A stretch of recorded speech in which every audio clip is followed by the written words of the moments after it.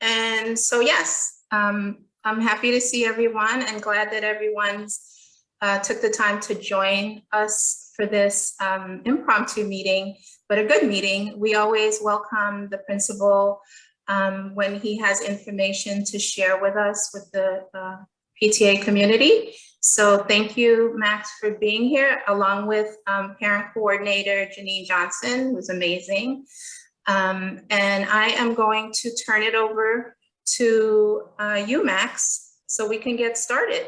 So again, welcome everybody. Sounds good. Can you hear me okay? I'm coming through all right? Thank you much. First off, everybody, I love that we have this starting crowd of 113 with over 230 registrants for this town hall. Your dedication to what happens at Art and Design means a tremendous amount to us.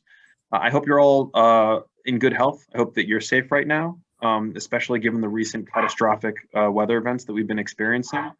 Many members of our teaching community have had homes that were affected, and it was crazy out there. My hope is that local municipal weather watching folks can let us know well in advance of how bad things are really going to be.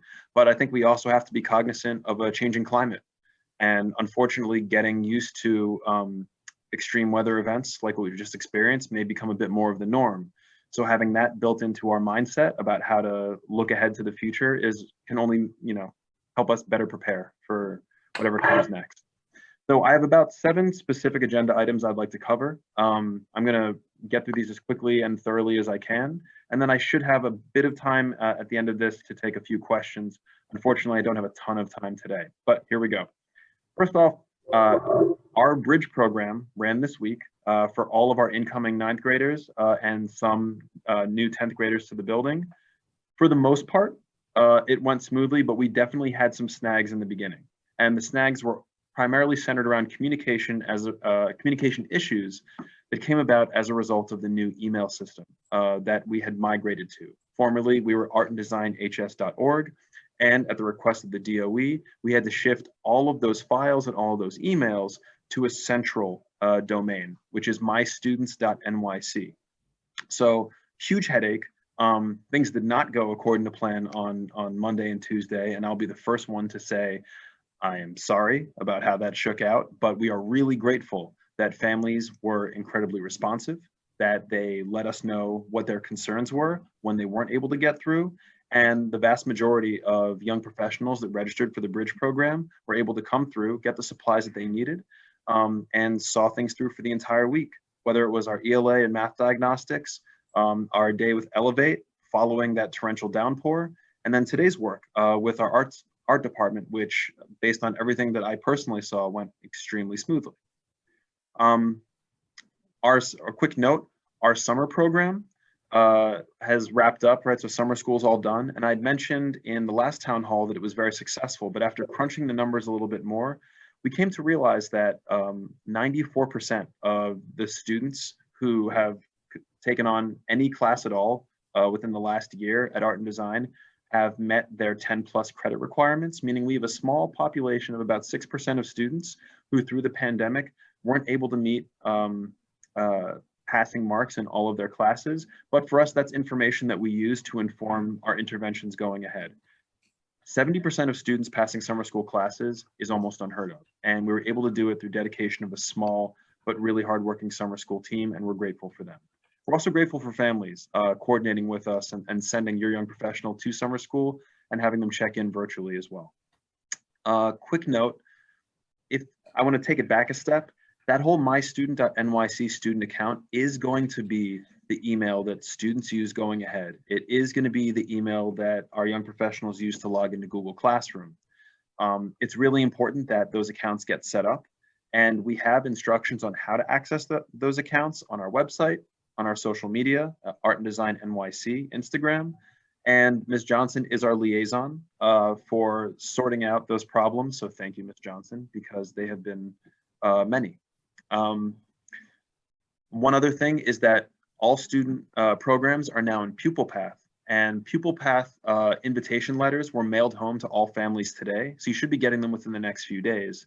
And that especially applies to new families at Art and Design and new young professionals at Art and Design. PupilPath is our gradebook. We use it to monitor student performance and also use it as a form of communication and outreach. Another note, for our fall sports season is just beginning.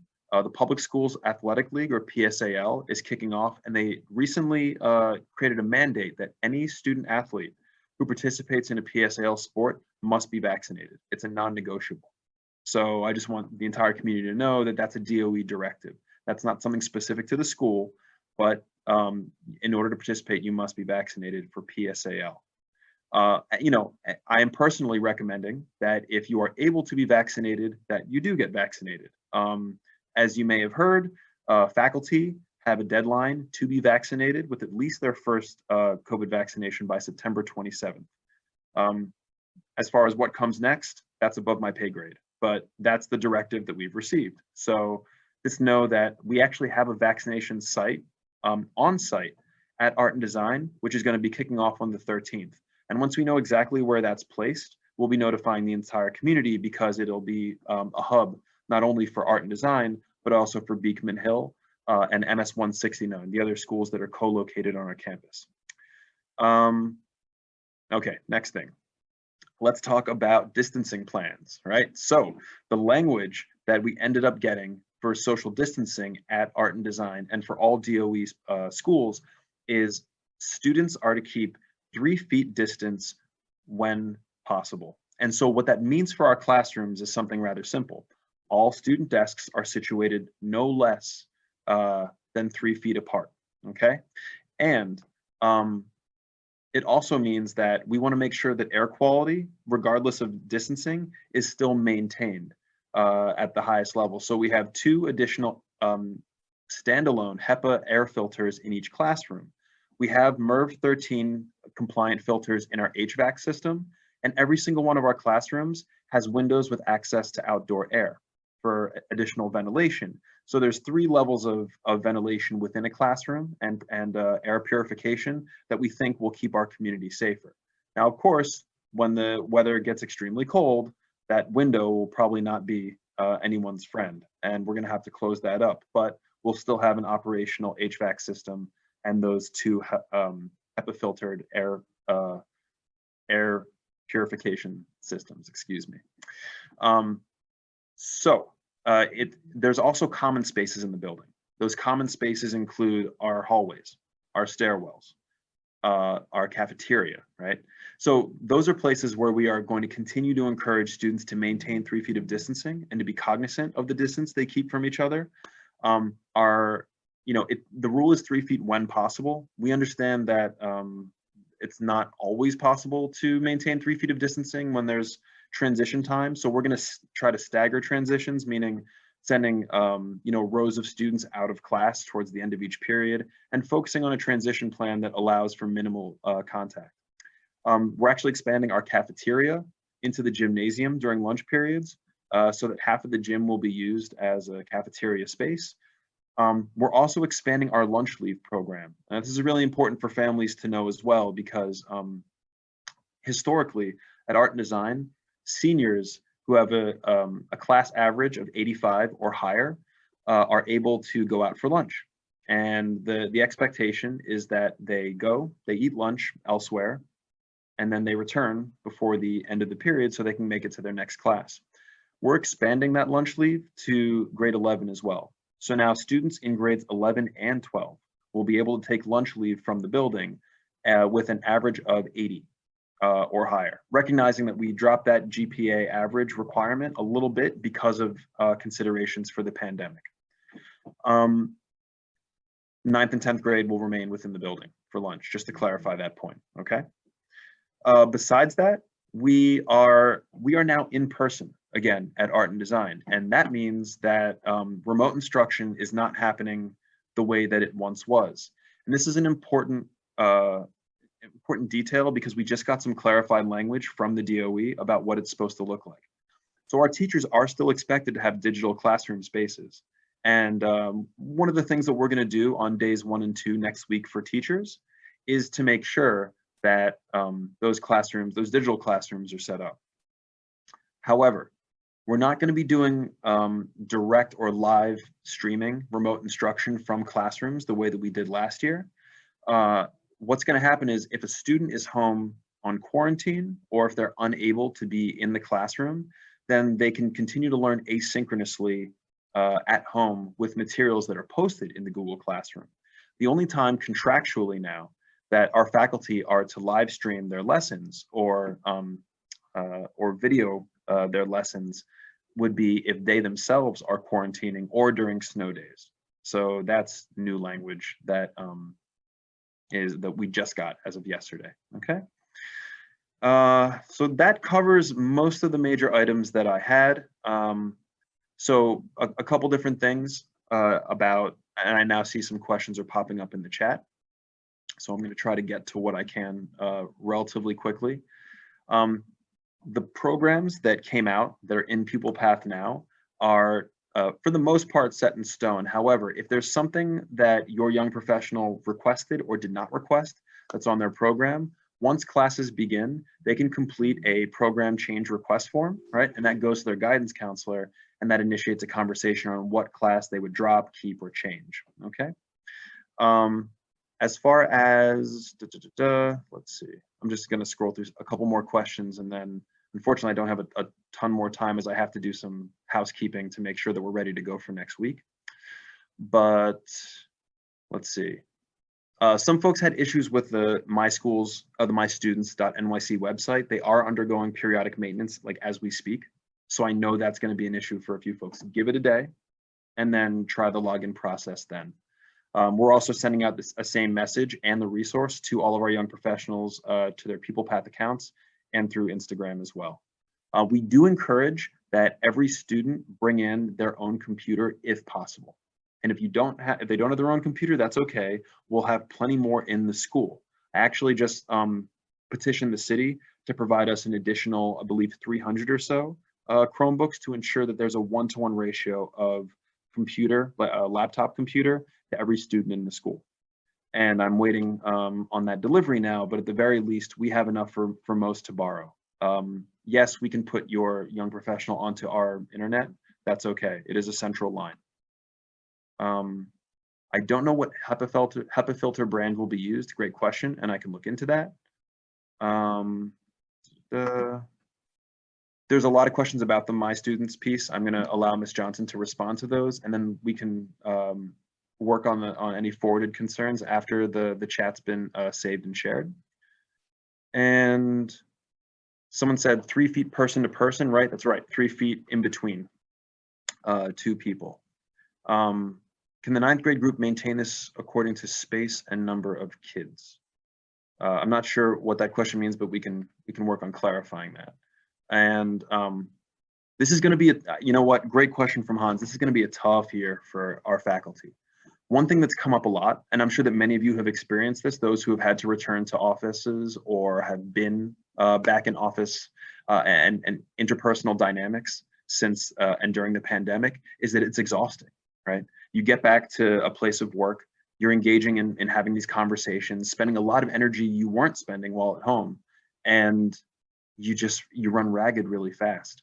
So what we're doing is we're incorporating not just more mindfulness work into the mix, but we're actually working on creating wellness pods for students and faculty. That's part of our partnership with the Community Revitalization Partnership. And what that means is there are places where people can unwind, decompress, quite literally if a student is in any kind of crisis. If it's not one that necessitates a call home, but they just need time away from what they're doing cognitively, then those wellness pods will be available to them in the college office and then eventually in the library. But for teachers, we're hooking up teachers on day one with some swag, not just swag, but supplies, with a few other things that that they can use for the classroom, a couple gifts here and there. We're definitely making sure that our staff have a better work-life balance and holding them to their working hours. And building in those constant reminders into our department meeting cycle. And we're open to more ideas, okay? I think that's something that we're gonna be looking at all years. How do we maintain a culture of celebration across the entire school for everyone? A bunch of folks have young professionals who are placed into French classes as opposed to Spanish. We have started a French program at Art and Design as promised, and it's great.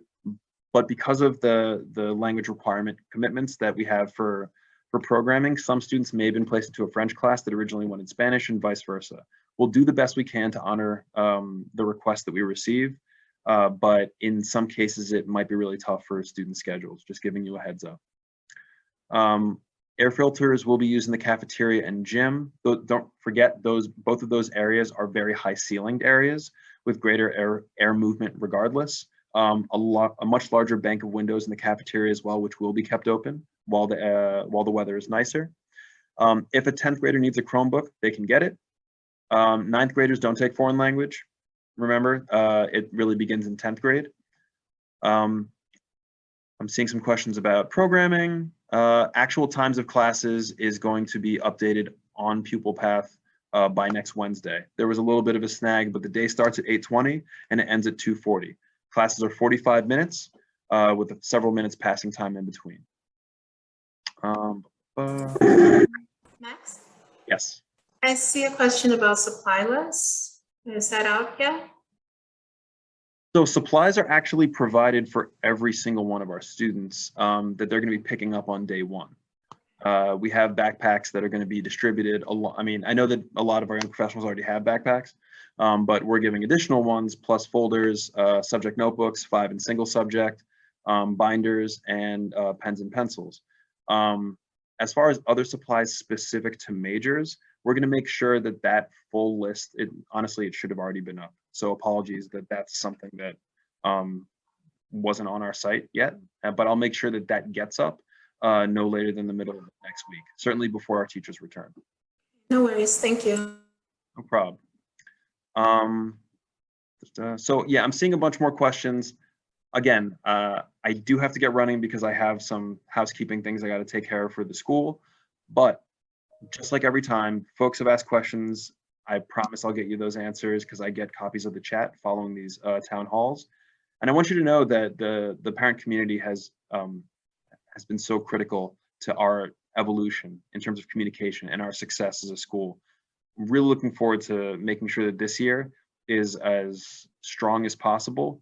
And in doing so, one thing I want to really stress, last thing I'll stress, is that week 1 is about reinforcing relationships, is about getting to know each other first, then going into the syllabus and hitting the ground running with instruction, right? It's not all about day 1, this is what you're going to be studying and let's move. It's, hey, let's remember who we are. Let's remember what we've been through. Let's process a little bit. Let's talk it through. So the first week is going to be a combination of instruction, getting to know your core content, but also social and emotional learning connection activities. And that's going to be part of the teacher planning work that we do when we get back on the 9th and 10th, because we'll be meeting in departments to do that work together. Okay. So That's good. Yeah, we're making it's a lot. I appreciate you mentioning what the first week of school will look like. Because I think oftentimes we forget that what was normal before may not look normal going back into school, and we all have to adjust to that.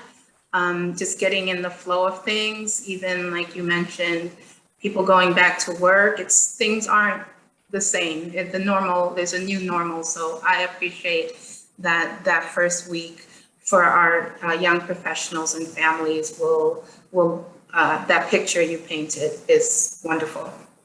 Yeah, I think so Dr. Bettina Love said we can't go back. The pandemic showed us that we can't go back, and I'll share that video with you too to share with families.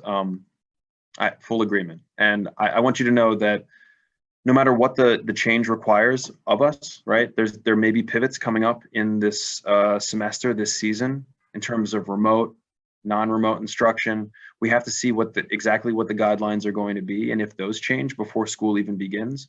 But there is a health plan that was put out by the city, and I'll be happy to share that link with Barbara as well following today's meeting, so that if families are curious, they can see exactly what the protocols are citywide. Okay.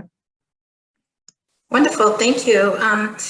Like the principal mentioned, we will save the chat, so keep putting your questions in there. We'll send it off to him. We always appreciate you joining us and informing us of what's going on in and around the school, Principal Re-Sugiura. So thank you so much. And I hope you get what you need to get done so you can enjoy your 3-day weekend. And yeah, again, thank you from all of us. My pleasure. For those practicing and celebrating the holiday, Shana Tova. And for everybody else, please enjoy the national holiday and the long weekend. I'll talk to you soon.